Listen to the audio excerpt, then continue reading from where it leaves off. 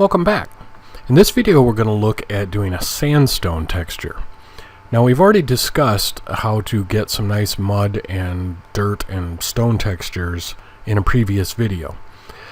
But to get something that I like to at least sell to those viewing as sandstone, we have to approach it just a little bit differently, even though a lot of the things are the same. Now sandstone is very granular looking, but generally fairly smooth to the touch. That's why we have to approach this a little bit differently. So, alright, let's start out with our first layer, and I'm going to go ahead and pick some medium browns, somewhere off in this area. This will be my darker one. And then for my back, I'll sample the first one and just get something a little grayer and a little lighter. And I'll go ahead and fill with my dark color. And then I'm going to go ahead and do some clouds. That's not too bad. I might have started out a little more yellow, but we'll see what happens. Alright, the next thing I want to do is create some noise for this to get that granularity. So I'll go down to Filter, Noise, Add Noise, and I'm going to go with Gaussian and Monochromatic, and I'm going to set this at, probably about 8. And there we go. We're starting to get a kind of sandstone-y texture. Alright, the next thing we're going to do is create a new layer. And I'm going to go ahead and reset my colors, hitting D, and I'll fill that with the black. And we're going to render clouds again, but we're going to render difference clouds this time. And I'll hit Control F to repeat that. There we go. And then I'm going to come over, and you could do overlay, but you see you get the colors pushed really, really hard. So to soften that up, I'm going to use soft light instead. There we go. Looking a little bit better.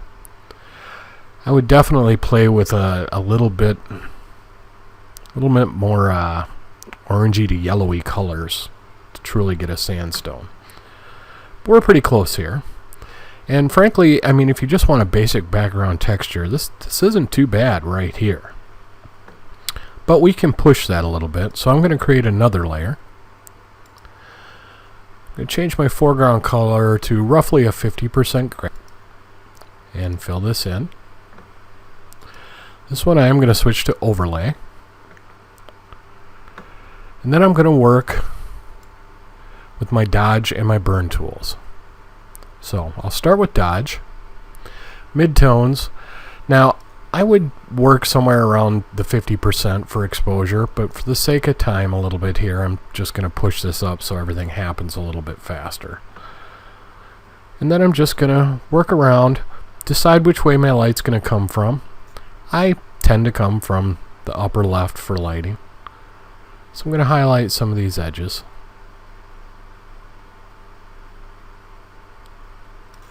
I'm not going to worry about being overly exact. I am just using a mouse rather than a Wacom. I'm just going to highlight some of these areas that I want to look like lights coming off bits of rock.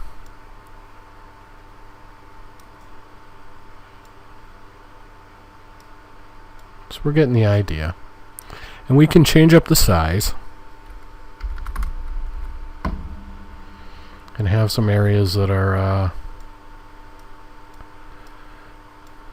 little larger, which will look more like the angle of the edges, not as pronounced, not as sharp. So we can have something out in here. And I'll work back to my burn tool. Just highlight some of that shadow coming off some of this. And I won't bore you too hard with it, because honestly this is a fairly long and laborious project. By the time you do your whole texture, We'll spend a good bit of time on this, and you want to. You don't want to be super exacting. You want happy accidents to happen. But you do want to make sure you cover the whole texture. But you can already see how we're kind of pulling this out. Now last but not least, I'm going to create one more layer that I'll be able to turn off and on. And with my medium gray and my white, I'm going to go ahead and fill this layer. And then I'm going to run a regular clouds filter on it. And then I'm going to overlay that. And you see that brightens everything up a little bit and evens out the tones. And it takes the layer that we had down here. I'll even shut off the background. And there are places where we have deep shadow and pretty bright highlights. And adding this other one in kind of overlays some more shadow and highlight to break it up even more. Now, if you work all the way through that, you should end up with a pretty good texture. This one is a little less sandstone-y just because of the color. Like I said, I wish I'd gone with something with a little more yellow to it. But it's certainly a workable game texture. And just to not have to take you through the process of doing the whole darn thing, one I did earlier looks like this, where you can see it's more yellow. But where I took some time and really changed up some of the highlights and ended up with a pretty nice texture. Now again, we're working with clouds almost exclusively here. So the beautiful thing about this texture is it tiles pretty darn well. Now depending on how much color manipulation you do to it, you might have to clean that up a little bit. When you get to these edges, you should generally try to avoid doing any hand painting right on the edge. And if you avoid that, you should get a pretty good texture. Alright, that's Sandstone. I'll see everybody in the next video.